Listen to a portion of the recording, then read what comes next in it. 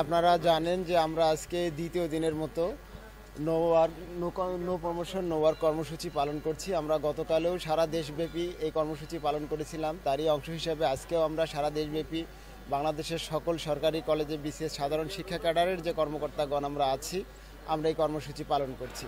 আপনারা গতকালই অবগত হয়েছেন যে আমরা আমাদের যে প্রমোশন দীর্ঘদিন থেকে আমরা প্রাপ্য অধিকার, আমাদের প্রমোশন, আমরা প্রমোশনের সকল যোগ্যতা অর্জন করা সত্ত্বেও আমরা 32, 33, 34, 35, 36, 37তম বিসিএসের প্রায় 2200 কর্মকর্তা আমরা পদোন্নতি বঞ্চিত আছি।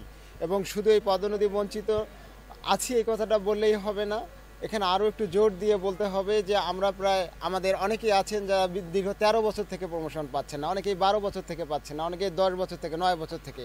অথচ আমাদের যে সার্ভিস রুলস, বিশেষ সাধারণ শিক্ষা ক্যাডার বা বাংলাদেশের ক্যাডার সার্ভিসের যে রুলস, সেই রুলসে যে নিয়মটা আছে, বিধানটা আছে, সেই বিধানটা হচ্ছে যে আমাদের চাকরির বয়স 5 বছর হওয়ার সঙ্গে সঙ্গে যদি আমরা আমাদের প্রমোশনের সকল শর্ত বা যোগ্যতা অর্জন করি তাহলে আমরা প্রমোশন পেয়ে যাব।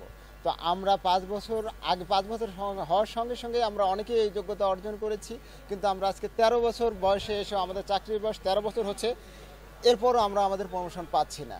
এই যে আমাদের ন্যায্য অধিকার, আমাদের এই ন্যায্য দাবিটুকু, এই দাবিটুকুর জন্যই আজকে আমাদের এই শ্রেণীকক্ষের বাইরে এসে নো প্রমোশন নো ওয়ার্ক কর্মসূচি চালিয়ে যাওয়ার সিদ্ধান্ত, যেটা আমরা সারা দেশের প্রায় সকল সরকারি কলেজে আমরা একযোগে পালন করছি। আমরা গতকালও আমাদের ঊর্ধ্বতন কর্মকর্তাদের প্রতি অনুরোধ জানিয়েছি, আজকে আমরা আবারও অনুরোধ জানাচ্ছি যে আমাদের দেয়ালে পিঠ ঠেকে গেছে, আমাদের আর কিছু করণীয় নেই।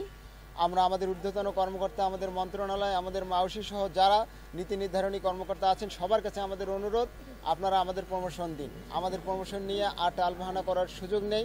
আমরা শ্রেণীকক্ষে ফিরতে চাই, আমরা শিক্ষার্থীদেরকে পাঠদান করতে চাই।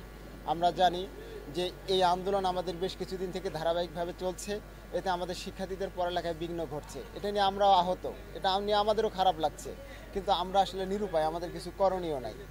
আপনারা আমাদের এই প্রমোশনের ব্যাপারে পদক্ষেপ নিন, আজকের মধ্যেই আমাদেরকে জিও জারি করেন। আমাদের ডিপিসি সব সম্পূর্ণ হয়েছে, শুধু জিও জারি করার অপেক্ষায়। কেন জিও জারি হচ্ছে না আমরা জানি না।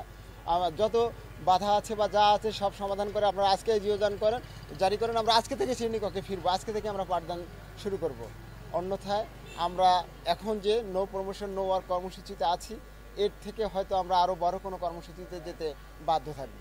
তাই আপনাদের প্রতি বিনীত অনুরোধ, আপনারা আমাদের প্রমোশন নিয়ে আর টালবাহানা না করে দ্রুত আমাদের পদোন্নতির ব্যবস্থা করেন। ধন্যবাদ সকলকে।